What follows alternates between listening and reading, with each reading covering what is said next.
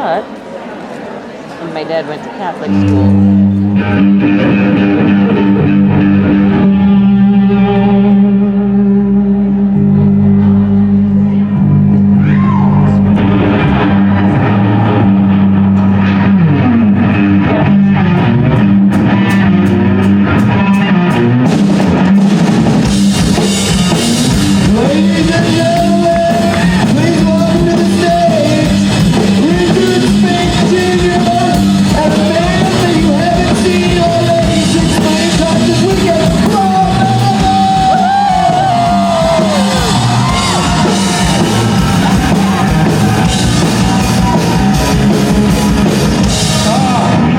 Thank you, band. Blake Moran, Stephen Norton, of course, Robot Michael Borja. Well done, lads. Turns out robots play golf. He won when they played golf the other night. You went and played golf? They had Top Golf. So at the yeah, you're playing the driving range, basically. Your driving range. Whoa! On the mic. Who did you play? Billy and Schmelke. And you won. I did. Like by a significant. Killed us. Really? Absolutely killed us. I'm surprised. When we built him, this is version 3.0. We enabled him with a golf chip. Is that what it is? I have a new golf chip. Because I feel like just based on torque, Schmelke should win. Right. What is it like? Schmelke wins for swing. Yeah. They've got video. It's pretty good. Did you shut off your mic? Your mic. Robot mic can't use a microphone? So is Billy's. They just pulled out the mic. Billy just said it's like playing Watson in Jeopardy. Yes. Really was. For him, because playing golf against Robot Mike. A genius. Well, congratulations on your victory. But you got to up your game to some real golfers now. You got to take on like Ackles or somebody if you're like. Oh, sure. It's Bring it on. Bring it on. Chris Schmelke's swing is like this. Yeah, it's like a slingshot. Really? Yeah, there's no backswing. Yeah, it's real It's like a angry. mob boss. That's funny because that's the only time he's mad is swinging a golf club. Otherwise, a very delightful, charming guy. Well, congratulations, Robot Mike. Thank you. Golfer. Billy Moran, participant. Loser. Golf loser. Sorry, Billy. Call him like I see him. He's not sorry. How's it going, everybody? Okay. Yeah. Bobo, how's your 9 weeks been up here in Vegas? It's been great. This con is just slightly longer than the quarantine period for the virus is up. Yeah, it's You hanging in there? It's a long one. Yeah, no, I'm good. I've always done the full Vegas. It's the first one I've had to. Is that right? I think because there's been somewhere I've missed the first couple of days. I think I've done most, or at least the majority of them. One year when we were shooting season 11, I came with the boys on Saturday morning, so I missed the first 2 days. Oh, and it's a whole different animal because you've missed half. Yeah. So you guys are making references to things that were last week. I know the feeling when the people when we're like, yeah, when Osric, blah blah blah, and you're like, Osric was here? Yeah, I had no idea. You know why? Because there's no faces in the poster, so how the hell am I supposed to know who showed up? I don't know. I can't say, ladies and gentlemen, we're so excited to have you at the convention. We cannot wait. We have some new guests visiting us. We have Sigil, and the creepy tattoo everybody gets, the pentagram, and a bunch of other crap. Do you have one? Those aren't people. Those aren't guests. No. We can't introduce Sigil or a tattoo No, we can't. that everybody gets. Nope. I can't do that. And that's usually how I know who's here. I know. They took away my cheat sheet, Robbie. I know. They did it, Bobby. I know. They took it away, Bobby. They took away my teleprompter, Bobby. Now I don't know who's here. I can't catch nobody. I can't do my job. And they gonna dock my pay. All because I introduced Sigil. That's not cool. Sigil is people too. Except it's not. Other than that. Good night, everybody. Thank you so much for being here. All right. Let's get to some cues. That's day one energy that you got. Yeah, do the central bit. Yeah. All right, that's how we're there. Let's start. What do you say, Robbie? Let's do it. Dive in. Good evening. Good evening. Do you have any, this is for Rich, do you have any particular... I like that she just sees right through me. Chick, do you have a Yeah, no thanks, Rob. Yeah, I don't need you. Wow, tough house. 4 days he put in, Rich. 4 days. 4 days. 4 days he slaved away. way. Nothing, no respect. Nothing, zero. Rich, do you have any particular amusing stories for when you were recording your album? Amusing stories recording the album. For those who don't know, I recorded an album. Jason Manns produced it. The band is called Dick Jr. and the Volunteers, and this is one of the volunteers right here. Rob Benedict, on the record. Wrote a song, sings it with me. It's a beautiful song, cautionary fairy tale. A lot of Trish still, she literally, every time I see her, Trish, the head makeup artist, loves that song. She's like, I have that song on repeat on my main playlist. I play it all the time. I love that song. I'm like, thank you so much. It means so much. You know Rob Benedict wrote that song? I know. Have you told him? No. No, I find that funny because Trish and I, we cross paths. I'm the director, she's the head of the makeup department, we cross paths. Rob sits in her chair and has her 1 inch from his face for 45 minutes a morning, and she has yet to tell you. For years now. Yeah, she loves the song. But certainly, like, you've never done more episodes than, like, since the record came out, you've been up there nonstop, and she has yet to tell you. Yeah, no. Usually she's like this. I'm sorry, I'm blanking on your name. Right. That's true. Not true. Funny stories. Not true. The thing that I would say would be the funniest of stories, it's not necessarily a funny story, but is how nervous I was starting the process. Because of all the places I am comfortable, this being one of them, recording music is not a spot that I've spent a lot of time, and it's not my comfort zone. So Jason was really, I think even surprised, I would say, how nervous I was day one, and was struck by it. It was just sort of a palpable thing of, oh wow, I was oddly quiet, which is not my thing. Certainly not confident. I was, hesitant to throw in ideas. All the things that are not Rich Speight traits came out because of the nervousness. So I think that was kind of the more amusing thing for the experience for Jason and me was just how long it took me to acclimate to the process. Once I got in there, got comfortable, and got associated with the band, and we got in a groove, the remaining days were fantastic, but day one was super nerve-wracking. Super nerve-wracking. Because, we'd enlisted a band. Yes, we had Rob and we had Billy. We had a bunch of people who didn't know me.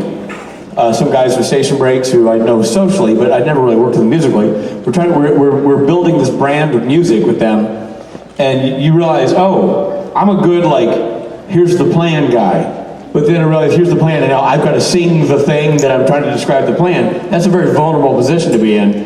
And I was a little worried that they would drop their instruments and storm out when the whole thing got going. It ended up being great, the greatest group of guys ever. So fun, can't wait to do it again. Amazing experience, but I think that was the humor, was seeing me pooping myself. Thank you for your question. You. Hey guys. Hey. Rob's been doing a great job this whole weekend. He's worked really hard. Sarah kissing But I was glad ass. that Rich got to join us for Saturday Night Special. It was awesome. Thank you. But I do have to ask about the elephant in the room. What the hell happened with Jared's plane? Yeah, that. Jared tried to have Misha, Alcal, and Jensen and me killed. And that's all the lawyers will let me say. No, I'm kidding. Well, what did Misha told you the story, right? We've heard the Misha version of the story? Very good. Did Misha's story involve, what happened to Misha's story? Because I'm interested, because I actually haven't talked to Misha about it since it happened, from Alcal and Jensen, but we're flying along, but the right engine exploded. Went, boom! And I was sitting with my back to that window, so Ackles across me saw the flash, but the noise, and it felt like you got hit. It's like, oh, this is like taking shrapnel on a C-47. It's like, boom! And so the engine blew up, and then the plane started lilting to the right and going, and we went from blah, blah, blah, blah to, And Jensen went up and asked the pilot, hey, we have a situation? And he's like, we most certainly do. Get in your seat, put on your seatbelt, we're doing emergency procedures. We're like, okay, you have my attention, sir. And then we sat there and sat across from each other, Al, Cal, Jensen, Misha, me, and sort of just like, and Cliff was there in the back. And we just kind of were there, trying to go, all right, just kind of do this is gonna be cool, we're gonna be cool. Move while the pilot did the maneuver, expertly, by the way, obviously. Made the U-turn, and landed the plane safely back at YVR. They said we're gonna make an emergency landing. They obviously did some talk on the radio and then announced to us that we're gonna go back to Vancouver. There was no spot to do it between where we were and Vancouver. It was appropriate for this kind of landing. So we made the U-turn and back we went. And so at one point, you know, and I'm sure the pilots were not as nervous as we were. At that point, we're not having a dialogue with them. They're obviously doing their job. But it was definitely one of those things where it was a moment. You know what I mean? Like, we all have those things. I don't know if you've been in a car wreck or you had something where you have that moment and just for a split second, you're like, huh. And it just gives you a pause. It just makes you think for a split second of whatever it is. And it had been a very long emotional day on set, doing a lot of hard work, and coming off that and getting on that airplane and having that moment happen, it was,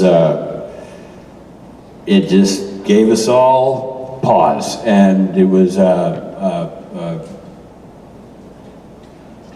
as close to that kind of experience as I want to have again. Because again, I think the pilots, I was talking to Adam Fergus about it yesterday, the pilots, they train for this all the time, right? They run the simulations all the time. And they're ready for these kind of situations. And like I say, again, it was handled expertly. They were calm, cool, collected, got the plane on the ground. It all was exactly as it should be. And I'm so grateful to them for doing all their training, all their work, and all their focus, and all their jobs. It's just for us in the back who don't know, ignorance is painful sometimes. It's not always bliss. And in that situation, not knowing was stressful, so we just were having a kind of a four-way bonding session.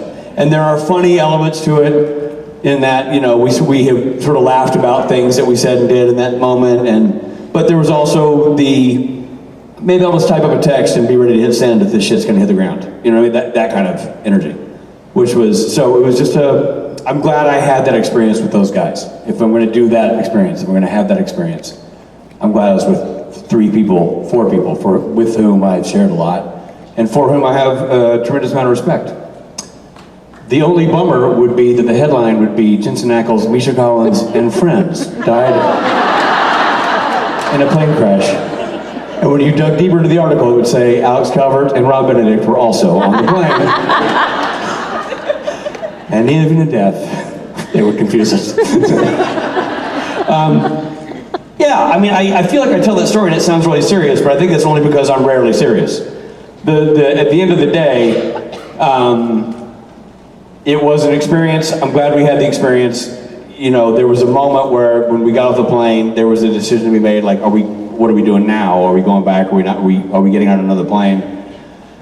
And we had a bit of a split camp in terms of mentally and emotionally where we were in the space, but it was, I can say that it was both, I can't speak to Jensen, to Misha's conversations with his family or Al-Cal's, but both, Jensen and Rich both went off and called their wives. And both their wives said, get on a plane, go to Las Vegas.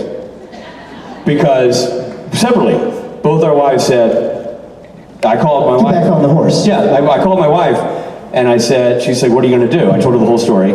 And she said, what are you gonna do? And I said, I don't know. She said, what's Jensen doing? I said, I think he's getting on a plane. She's like, you're hanging up, you're calling Jensen, and you're getting on the plane with Jensen. Which was not the answer I expected. And I called Jensen, and he's like, Daniil said the same thing. Didn't see that coming. But it was the get back on the horse thing. It was like, get back on the horse. Get back on the horse. You know, don't let anxiety win the day, because this happens. It was solvable. The plane did what it was supposed to do. The pilots did what they were supposed to do. And I'm standing on a convention stage in Las Vegas, Nevada, telling the story. So, that, you know, that's the story. That is the story for now, and it'll get funnier when I tell it again later. Thank you. so glad you're all right, man. That would have been. I am too, and I That would wanted. have been a big effing bummer. Oh man, boy, really boned photo ops with Rob Rich.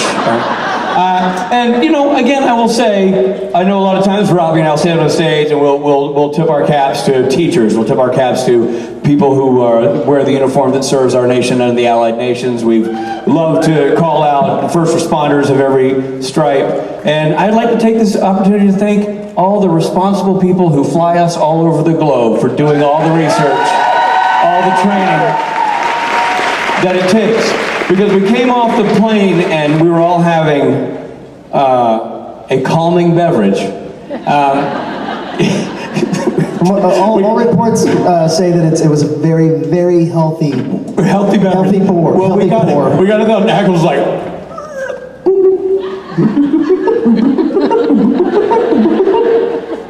you know, I reached in and like, to terra firma. And you know, the pilots were there, and we asked the co-pilot, who co-pilot is also usually ranked as pilot as well, but she was serving as co-pilot in this instance.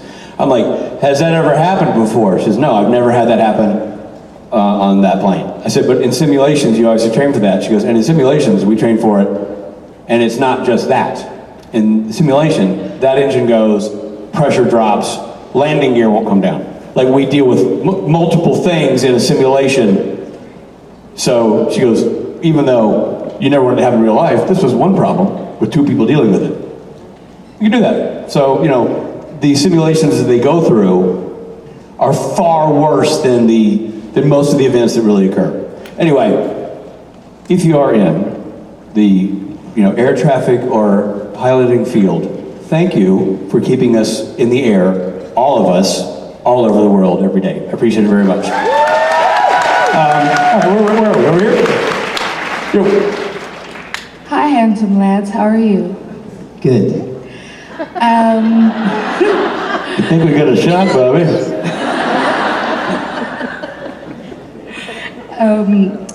Rob, I love you, but my question is for Richard. And my question is, I love the episode Stuck in the Middle with you because I'm a huge Quentin Tarantino fan. And as a director, I wanted to know what it was like to do that episode in the style of another director, especially as you continue to develop your own style as a director, Richard. That's a great episode of writing. I mean, it was David Perez wrote that episode. It was a great script when it came out. And yeah, it had a lot of nods to Tarantino, significant number. I am a massive Tarantino fan, so that was right in my wheelhouse. Also, Tarantino is a fan of Westerns. I'm a fan of Westerns. I mean, Tarantino's drawing from,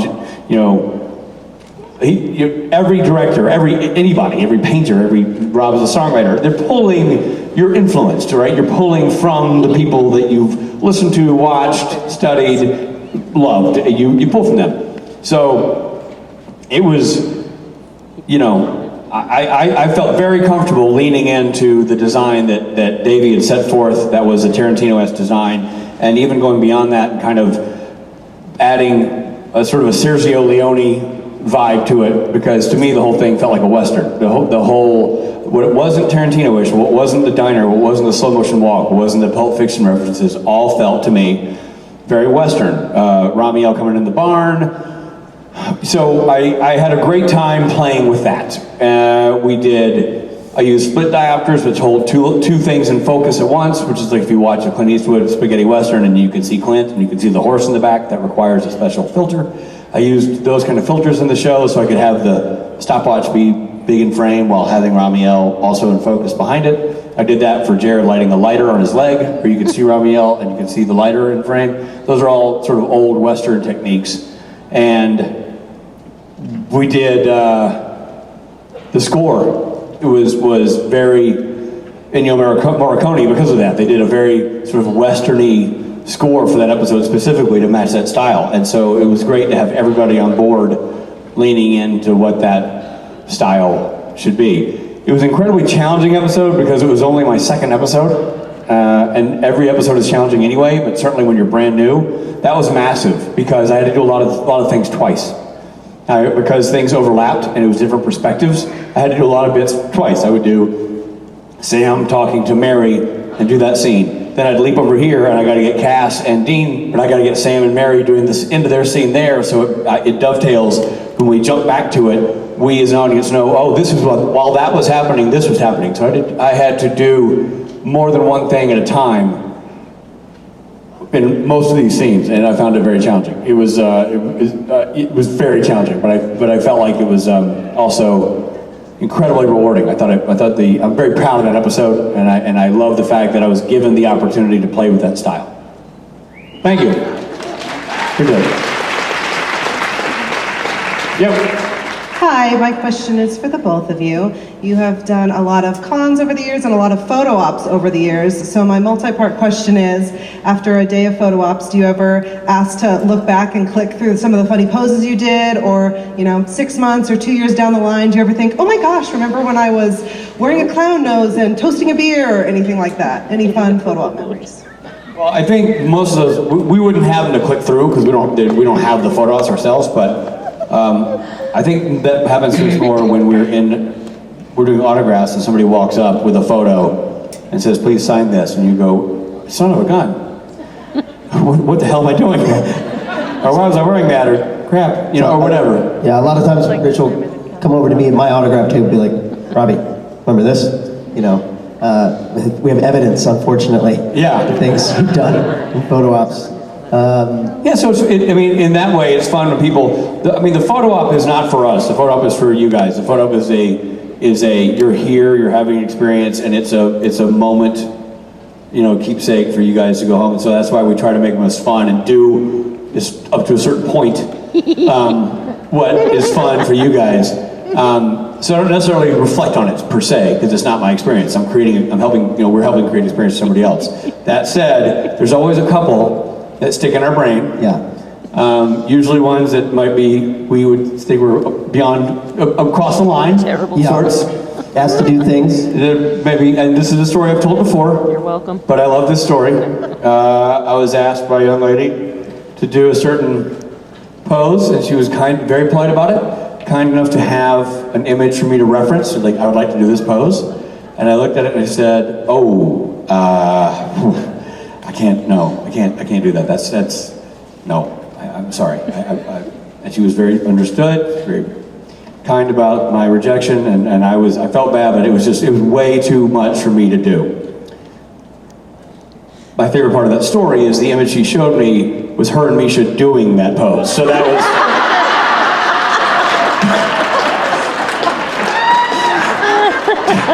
Just showed a little difference where our boundaries are not the same. Not the same. There's the one story that I never think we should tell, but maybe this is the time. I don't know. The one in France. Matt and Richard and I were asked to. It's lost in translation. Yeah. There was a language barrier. Eiffel Tower? And she said, This young woman did not speak English. Not well. Well, she said, okay, I want all three of you, Robbie, you do this with me. I want all three of you to do this.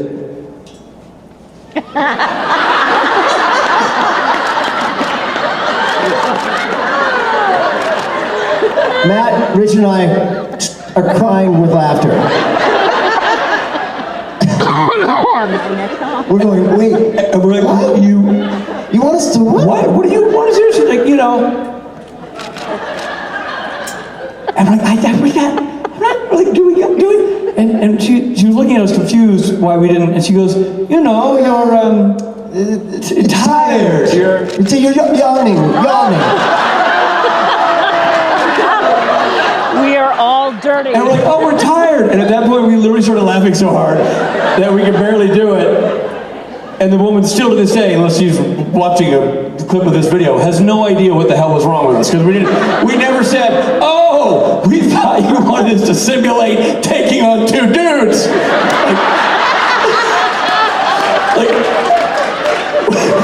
How do you say in French? A cross-country skiing? We just... Deux hommes. And then later we saw there's the picture of us. We were sitting on the floor, yawning, and it still looks all like... of us are literally still crying with laughter. That's the kind of thing Yeah. you don't forget. That we You forget. remember that. Thank you for your question. Did you have a second part? Are you good? Okay, thanks for the Thank question. you. Yeah. So we were just wondering, so we know that Gabriel loves candy and sweets. We were just wondering, has he ever actually eaten a vegetable? And if so, what was his favorite vegetable? You know, Bobby, I love hypotheticals. Oh, I know you do. Yeah, he ate vegetable once. It was bok choy. Thank you for your question. So I'm gonna preface this by saying, Rich, I'm really sorry that I called you Rob. Kid, it ain't the first time and it's not the last. Do you know who's who now? Yeah. Okay. I mean, I did before. I saw him and I panicked. I'm gonna put a pin in your question real quick and tell you a story. Vancouver Con this year, or this cycle, so like at the end of the year last year, all of the crew comes and hangs out backstage, especially during Saturday Night Special.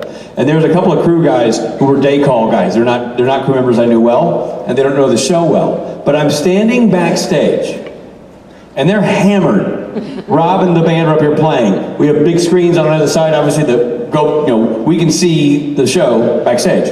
We're watching the show backstage, people are back there having a great time. These two dudes come stumbling over to me and they say, "Hey, we worked on the show a couple of times. We got a bet going on. I think you're the director, but my buddy thinks you're the dude who fronts the band. Which one are you?" And I go, "Well, since I'm standing here watching that guy front the band, I'm gonna leave it to you lads to Figure that one out. untangle this chain for yourselves." Sherlock. Someone this weekend, God love her, me love her. She's it happens all the time, but she asked me how many episodes I'm directing this season. Oh. And I said 3. All right, now to your question. So this is for Rich. I want to know that out of all of like the characters that Gabriel had to like portray, because he did all the Casa Erotica and all that stuff, which was the most fun to do? I think Loki was my favorite. Just to sort of be like, he's such a rascal. I had so much fun, embodying that. Sure, there's Gabriel and Archangel and all that, but Loki really is where my heart is. Rob, what do you think? I think you nailed them all, but yeah, you seem to be having the most biggest departure from who you are. Right. Loki. Yeah. Thanks for your question. Yep. So there's a great height difference between both of you and Jared, and Just so you know, there's a great height difference between insert your name here and Jared. I was wondering, both from like an acting and a directing perspective, did that present any unique challenges and how did you overcome them? Directing, no, because Jensen's also very tall. I mean, it would be different if you had, like Jensen's the short one at 6'1". It's not like he's a small guy. So you have two very tall guys, and we also we have kind of barring the two of us, we have a kind of a tall cast. Misha's not short, Mark Pellegrino's not short. We got some tall dudes who come and go from that show. From an acting standpoint, and Rob will have his own answer to this, the only time I remember being an issue was my first episode. And this moment really happened when they were framing up a shot of the two guys and I was in the janitor's outfit doing something. And they go, "All right, yep, we got Jared and Jensen, they're framed at the shot." They go, "Jared and Jensen, let's get Richard in there on his mark." And I said, "I am on my mark." And they go, "Oh! Let's get an apple box for the new guy." Yeah, there's this thing called an apple box. You can have a quarter apple, half apple, full apple, and it can raise you up. I've many times been on apple boxes doing scenes with Jared. Most recently in the one that most recently aired where I'm kind of torturing him and then I kind of take him to this other dimension and show him the future. And I'm totally on an apple box and we're having this conversation. And he's still gigantic over me. But yeah, it used to be a degrading, and now I'm used to it. Like, Rob's in the scene. All right, we need some apple boxes. Yeah, bring a lot of them. I've had whole ramps of apple boxes just to walk and talk with Jared. But the other thing is we have stand-ins when we're not there that help them line up the shot. And so my stand-in on Supernatural is the same guy who's Jensen's stand-in. And this is my invitation of him standing in for me.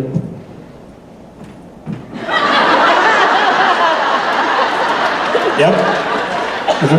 That's right. And I'm not wrong, right? No. He does. He's like this.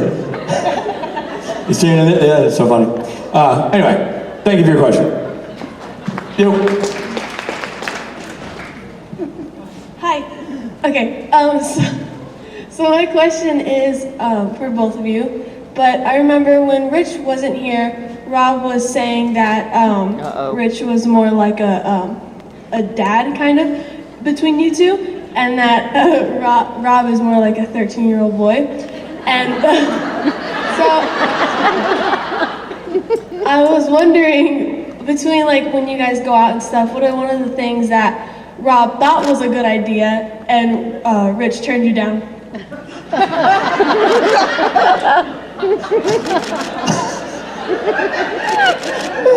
I mean, geez.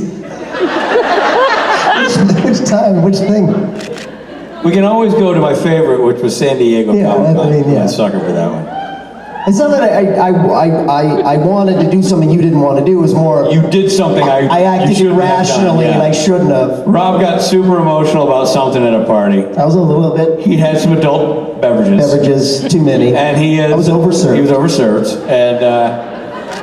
And he got we were at a party, he got emotional, and I don't even remember what it doesn't even matter the reason. It was something and it had nothing to do with me. It wasn't him fighting. No, it didn't have to do with him. It running into someone and feeling bad about that interaction. Yeah, so he got another rabbit hole. And he went stumbling out, like, took off.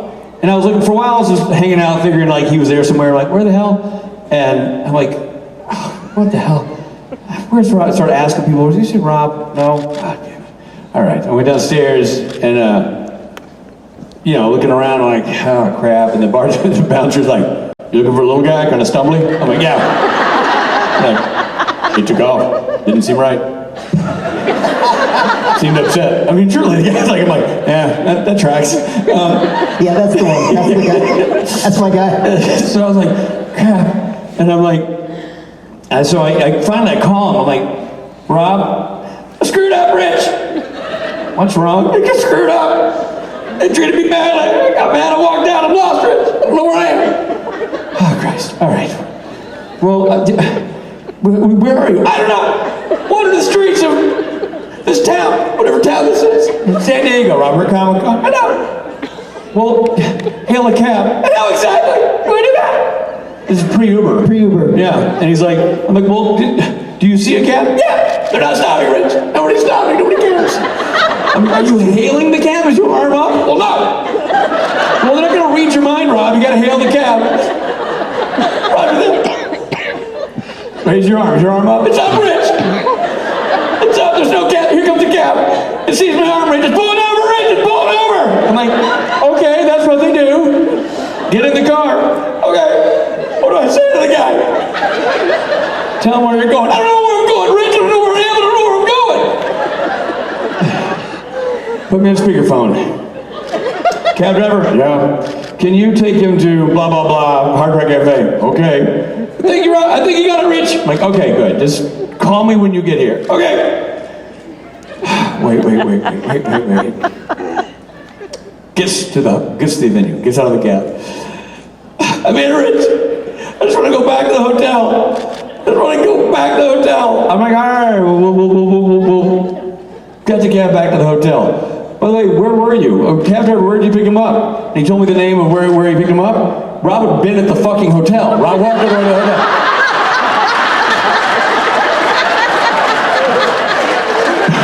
He walked to the hotel, had a panic attack, called me, took a cab back so he and I could walk to the hotel.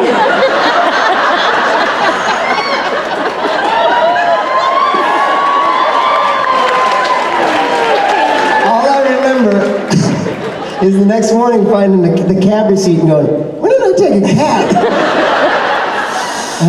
Thank you for your question. Thank you. Much better now. Much more responsible. Hi guys. Hey. My name's Ariana, and Tuesday was my 28th birthday, so this is a birthday present to myself. Happy birthday. Thank you. I wanted to ask you guys, which has been your best birthday and which has been your worst birthday? Since this one has to be my best so far, and then my 22nd, 6 years ago, was definitely my worst. So. Wait a minute, how old did you just turn? I'm 28. Okay, and your 22nd was, why was your 22nd so bad? Long story, but it just ended in tragedy, and I wasn't even awake for it, so it's. Ended in tragedy. It's a long story. Shakespeare play. Best birthday, worst birthday, Bubba? Can't really remember a worse birthday. I mean, I don't like having a birthday. I mean, I suppose the worst of birthdays are when I don't plan anything. I'm like, I'm not going to bother anybody this year. I'm just going to have my birthday alone, and then I wind up being really alone and lonely and sad. Didn't you plan your own? But I've had some really great birthdays. I've had some mostly great birthdays. For my 40th birthday, I planned a surprise birthday party because all my loved ones at that time were like, I'm never gonna. People always told me like, I'm not gonna throw you a surprise birthday party. So I was like, I always wanted it to be surprised.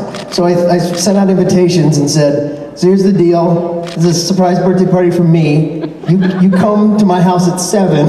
I'll get there at 7:30, and you turn on the lights and yell surprise.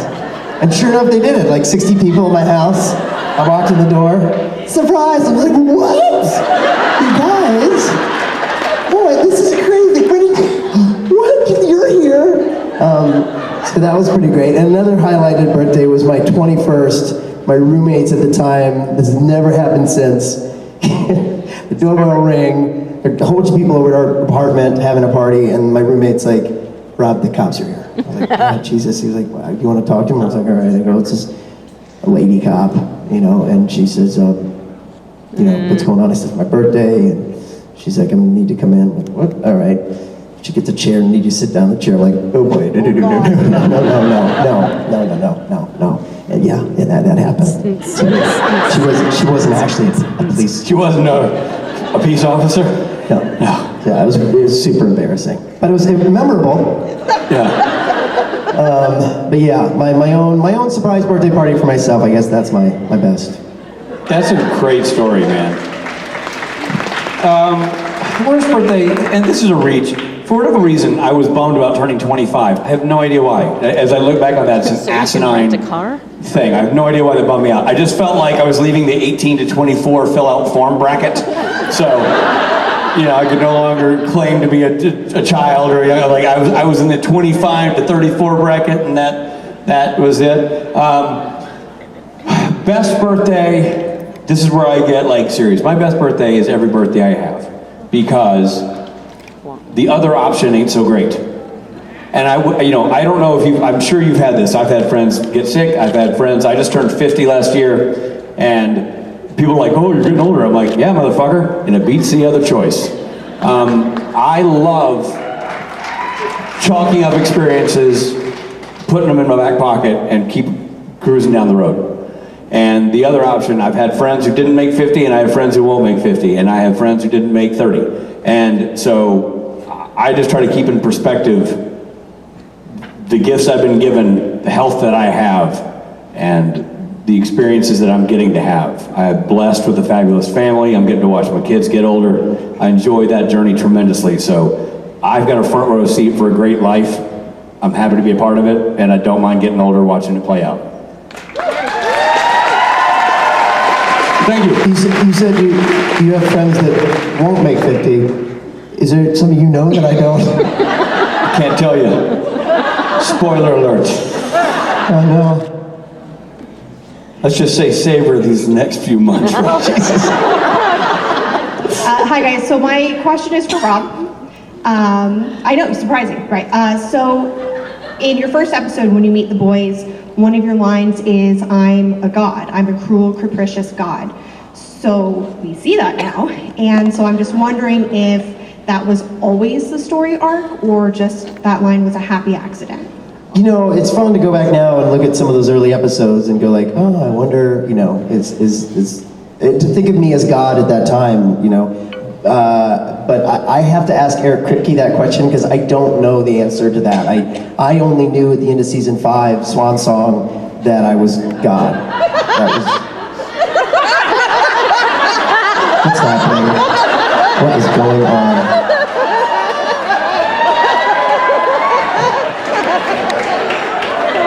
Look, Ron, no hands. I get one question this whole panel. One question. In the business, we call this upstaging. Oh, Jesus. We didn't take the tip. He left just the tip with. Anyway, I don't know. I gotta ask Eric that question, but I don't know, but it's fun to think. It's fun to go back now and think maybe. But I didn't know until the end of season 5. And even then, I was like, really? Is it true? Because Eric called me, he was like, you're gone. I was like, is it really? So, yeah, but it's odd foreshadowing there in that first episode. But I hope that answers your question. There was a lot going on. Okay. Last question, real quick. Hey. Hello, gentlemen. Hi. Hi, my name is Morgan, and I'd like to ask if you have one piece of wisdom that you could leave behind that you've learned thus far in your life, what would that be? Well, I may not make it to 50, so I guess enjoy every moment. Mine's not an original thought. It's like that. Truly, don't sweat the small stuff, and it's all small stuff. Don't get bogged down in little things that go wrong, because things do go wrong. Just navigate around them and keep enjoying the journey. It's so easy to find something to be negative about. Work hard to not be negative. Work hard to find the positive. You know, there are going to be things that are bad. Save your angst for that. Don't worry about the small bullshit. Don't get tied up in social media arguments. Don't get caught up in chasing likes and posts and all the crap that is built around our society that really intrinsically is geared to make you feel bad about yourself. So dump that. Next time you pick up your phone, don't post. Call your mom. Call a buddy. Go have a conversation with somebody. Or put down the phone. Yeah, go talk to somebody face to face. And so we get so trapped in this idea of, oh, I've got a quiet moment, I'm going to do this. Don't do this. Do this. Have conversations. Connect with people, because that's what life is all about. And those are the experiences you're going to remember. You're never going to remember on your deathbed, thank fuck I took a picture of that cat and put it online. Oh my gosh, I got so many likes. Remember that video that went viral? None of that's going to matter. It's not going to mean anything to you. You're going to have a moment where you sat down and the shit's going to be wrapping up. And you're going to go, ooh, I should have gone to the beach more. I should have talked to my friends more. I should have spent more time with my kids. So take my lesson. I just want to add one thing. We don't do it great. Oh. But what we're saying is, it's a mantra. It's something to come back to. If you're feeling way off, come back to that. Catch your breath. Take a deep breath. Look outside. Go to the beach. We're still working on it, but I think it's just an important thing to sort of come back to. Indeed. As a guideline. Don't sweat the small stuff. It's all small stuff. Ladies and gentlemen, that was a heck of a panel, by the way. Thank you. That was Rob. That was great. Great. Thank you all. Rob, Benedict, thank you for anchoring 4 days of convention, dude. Well done, my man. You're welcome, sir. Thank you, everybody, for hanging with me. And special thanks. You know, what they do looks easy because they're great at it. It's not easy. Gentlemen, thank you for doing 4 days away from your family here in Las Vegas.